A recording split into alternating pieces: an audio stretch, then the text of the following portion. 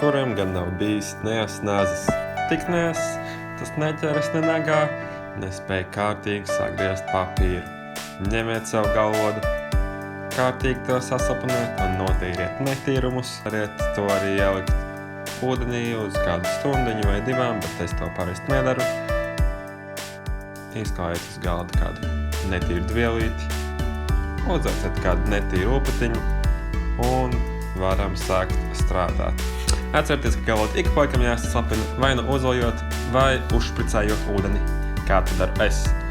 Pasnotinājums svarīgi atrast pareizu leņķi un pie tā stingri pieturēties.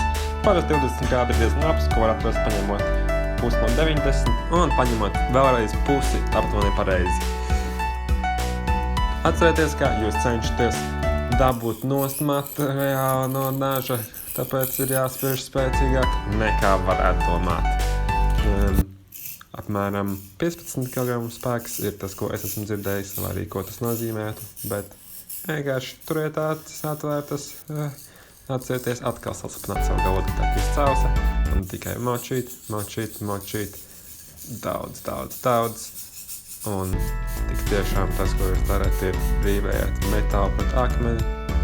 Tas nav tik vienkārši, kā varētu likties.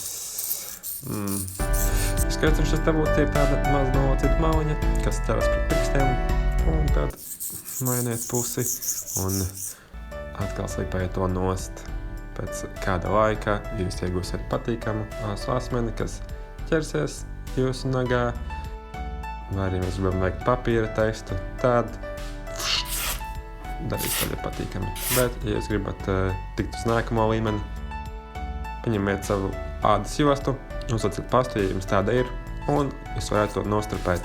Ļoti līdzīgi kasnāt, tikai to dara tikai vienā virzienā, ja jūs, protams, negribētu netīšām sagriezt savu jauko ādas jostu. Pastas izmantošanai ir vēl viena priekšrocība, jūsu josta pēc tam patīkami smaržos pēc piparmētrām. Izmēģināsim to, cik labi mums ir izdevies uzatnāt šo nazi vēl vienā veidā. Pavisam nav slikts asinājums.